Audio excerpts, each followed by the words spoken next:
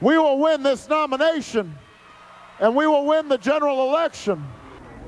Where did he learn to talk like a preacher? Anyway, welcome back to Hardball and the Politics Fix. Our roundtable tonight, Eugene Robinson of the Washington Post, Tucker Carlson, host of MSNBC's aptly named Tucker, and Michelle Bernard, president of Independent Women's Voice. I want to start with Gene, who sits with me and gets the advantage. What is going to happen tonight, and what difference does it make? If all three are swept by Senator Obama, we move on. Will that beat the spread or meet the spread? Well, the things to look for tonight are, he has big leads according to the polls in all three jurisdictions. So I think. Did they even bother polling in D.C.? They just assumed it was right, exactly. Country. And it is Barack country. I think D.C. and Maryland are very safe for him. I think we will watch for early returns from Virginia to see if anything unusual is happening there. But assuming he wins all three, then we'll look at the margins and see if he wins them big. Tucker, in your part of town, did you get down and vote today, or did you vote absentee? How'd you do it? I voted today, and there was not, I don't think, a single person not voting for Barack Obama. Not one. I mean, D.C. has every demographic that is apt to go Obama. It's got young people, it's got black voters, and it's got a ton, at least in my neighborhood, of rich, white, well-educated liberals, and they love Obama. Those are his people. Yeah. And to your Starbucks question you asked earlier, every person who's ever entered Starbucks is voting for Barack Obama. There's not a barista in America who doesn't have an Obama tattoo on her hip. I mean, that's Obama land. I actually think we may be counting Hillary out too early. I mean, I think because we assume that he's going to sweep the three states in the Chesapeake primary tonight, if his margin is in the single digits, we're going to say maybe he's weaker than we thought he was. There's one downside to that, Michelle. My wife and I travel, and she never wants to get too far outside what I call the Starbucks belt, where there's a Starbucks within 10 minutes. And there are places in America, I would expect, like 90% of our land mass, where you can probably not find a Starbucks. But you can always find a Dunkin' Donuts. Or you can always find, a CVS or something. You can find regular people somewhere. Are they going to vote for... in my neck of the woods, neck of the woods, you can find both. Today, I voted today out in Montgomery County, Maryland, and, I live in a district where we had the very, very liberal Republican Connie Morella, and I got to tell you, I didn't see anyone out at my voting booth who was not voting for Barack Obama either, and we did have a history of having a Republican member of Congress represent my district. For a long time, and then she got beaten by Chris Van Hollen. Absolutely, for a very long time, and I don't have my crystal ball. I wish I do, but I got to tell you, I'm feeling like tonight is going to be another clean sweep for Barack Obama. Just to clear things up, Connie Morella, Michelle, was a very liberal Republican. Yes. And I voted for her for years. So you don't exactly live in Joplin or somewhere. I mean, or whatever. I assume that'd be more conservative. Let me really get into this. Women voters tend to support Senator Clinton more than male voters, although there isn't a dramatic difference. It's about 10 points. It shouldn't surprise us. But if she becomes the clear underdog after tonight, if it begins to look like she has to be the comeback kid like her husband was, will she enlarge her advantage among women voters? I don't think so at all. I got to tell you, just doing my own sort of Michelle Bernard polls and talking to women, I really believe that her support among women, particularly in a younger age group, is declining.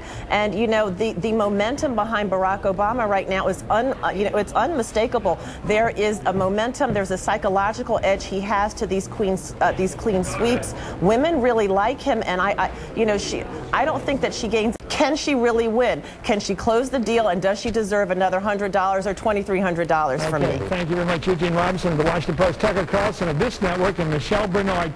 Thank you all for joining us. Well, that's it. Do not go anywhere. Our live primetime coverage of today's primaries in Virginia, Washington, D.C., and Maryland will start in just a minute. This is MSNBC, the place for politics.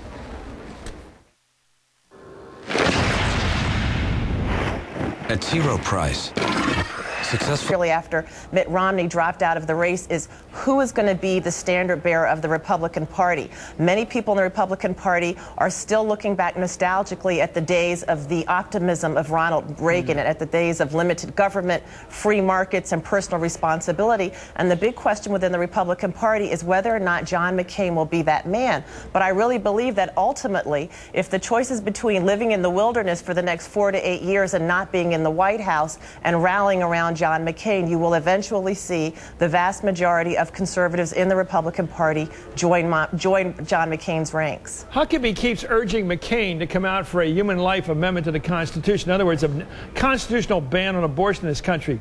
A friend of mine, a top Republican in California, says you do that, you kill the guy in California. Isn't this the danger? Well, you absolutely do that, and I mean, Governor Huckabee is also the person who said that he wants our Constitution to be, to be based on the Bible.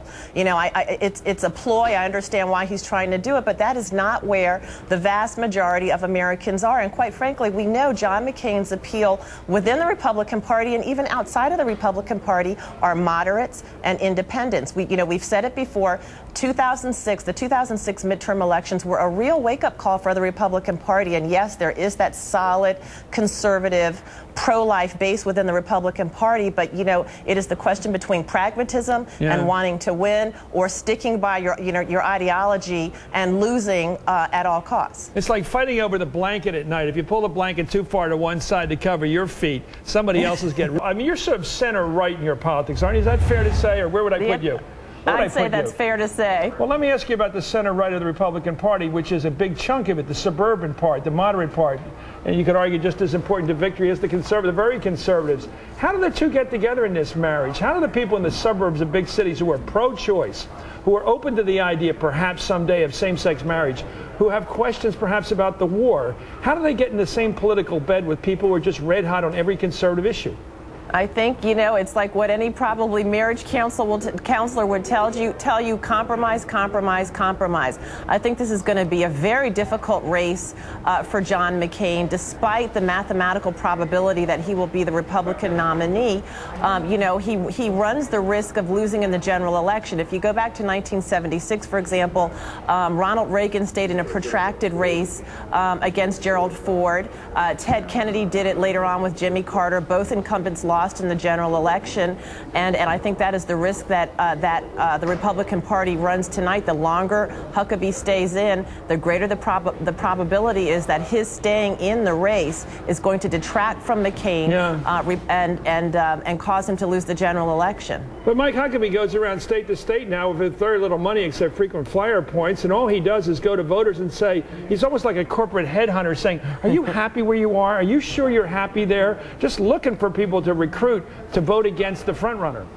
Well, let's face it, he's a likable guy. He's a good speaker. I watched his talk last week at CPAC here in Washington, D.C. He's kind of sweet in a sort of aw shucks way. Yeah. Gosh, I wish I was smart enough to think about things, that way. And a lot of voters are finding him quite appealing, and I think that's going to be difficult for John McCain. John McCain is known as a maverick.